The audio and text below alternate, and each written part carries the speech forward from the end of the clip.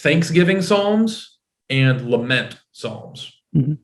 So of the two, which Can would you you expect?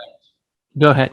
Yeah, Actually, I'll say this just for the benefit of whoever's listening.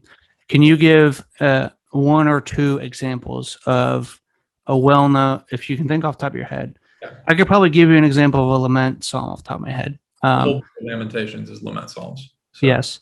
I was also thinking like Psalm 51. Yeah. And then like a praise psalm. I would think of here I am doing it. Noah's song of, not Noah. Oh my gosh, I'm getting all my characters mixed up. Moses's, the song that they sing after crossing the Red Sea. Yeah. Just for reference of like what we're talking about. Well, and so, but Thanksgiving psalms are a little bit different in the sense that they, I'm using my Tanakh translation, and it is ordered differently than most Bibles. So now I have to look at my table of contents. So that might be considered a Thanksgiving psalm, but in the book of Psalms, there's a very specific formulation to Thanksgiving psalms. And I should have actually looked it up before this conversation. That way I could do this part justice. But I actually got this Band-Aid on my thumb, so I can't flip pages. This is a rough experience. While you're doing that, I'm going to look up some stuff for after this conversation. Yeah. If we get to it. If we don't, that's fine. Okay. Well, shoot. So a psalm so a lament typically follows I guess the basic things that you'll notice in a lament are, one, that there's a problem.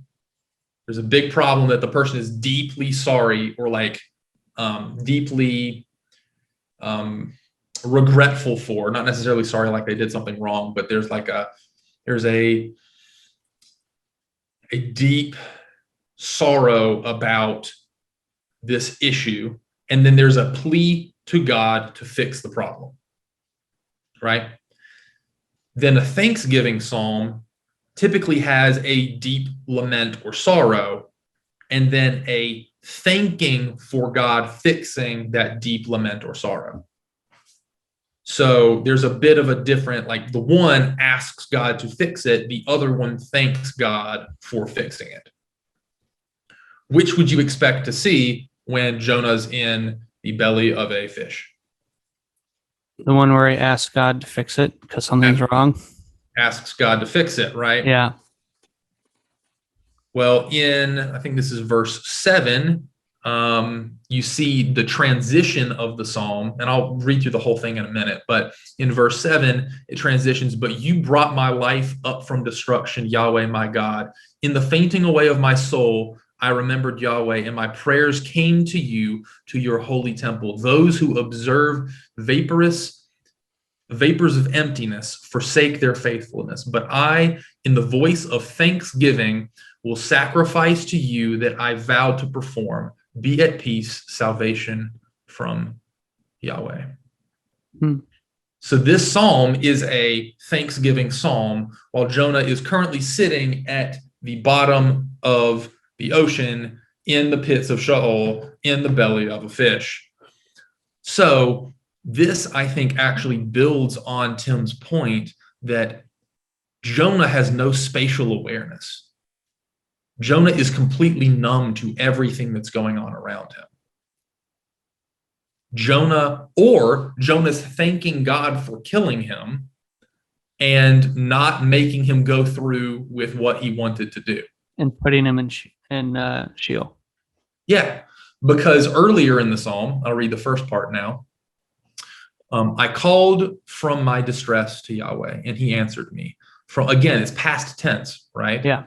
So this thing has already happened. This bad thing that I'm describing has already happened.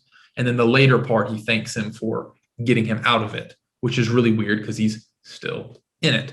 Which begs the question then, because this we're about to see, it's a bunch of water imagery that he states, and he's surrounded by water. He's talking about the situation he's in. but it almost seems as though he's describing the situation he was in before when God called him to go to Assyria as the deep, dark distress, the water, the abyss, the Sheol. So there's this weird play of like, is he talking about the situation he's in now or the situation God called him to before? And so it's really strange. So I called from my distress to Yahweh, and he answered me. From the belly of Sheol, I cried out for help. He's currently in the belly of Sheol. So again, like, is he describing where he was or where he is now? Because it's past tense, but like, what's going on? Again, now Hebrew doesn't necessarily have tenses as we think of them, but there is this like completedness to the act, I guess would be the best way to say it. He listened to my voice, but you cast me to the depths in the heart of the sea. The river surrounds me. All your breaking billows and waves pass over me. And I said, I am driven away from in front of your eye, which is interesting because Jonah was running away from God. He wasn't driven away from God. And so now it's either he's passing the buck, right, and saying we're going to blame something else or somebody else, or this psalm is completely not describing the situation as it stands right now. And again, Jonah is apathetic and numb to what's going on around him. The water encompasses me, even to my very soul. So this like very deep abyss, the Tehom surrounds me, the primeval waters surround me, an allusion directly to Genesis 1. The reeds bind my head. So this could either be an allusion to, bind your law on your head and on your arm, or it could be burial cloths. He could be talking about reeds as his burial cloths. To the base of the mountains, I went down forever. So the base of the mountains, that's again talking about the pillars that God set the earth on, the foundation. So he's below the earth in the Sheol, in the chaotic waters that rest under everything. And then, after the psalm ends, I've already read that last little bit. And Yahweh spoke to the fish, and it vomited Jonah on dry land. So again, that word directly referencing the dry land from before. Out of the waters. Out of the water. And so now Jonah is coming out of the waters. And so what would you expect? This new creation, right? Jonah there's some midrash that actually talk about Jonah dying here and being resurrected, which then Jesus then plays on later. And we won't actually, at least as far as I'm concerned, talk about that, but we can get into that if you want to later. I don't have many thoughts. Okay. But yeah, Jonah's, the midrash talks about Jonah dying and then being resurrected as the fish spits him out. And so there's this idea of new creation almost and resurrection. And so Jonah is now supposed to be different.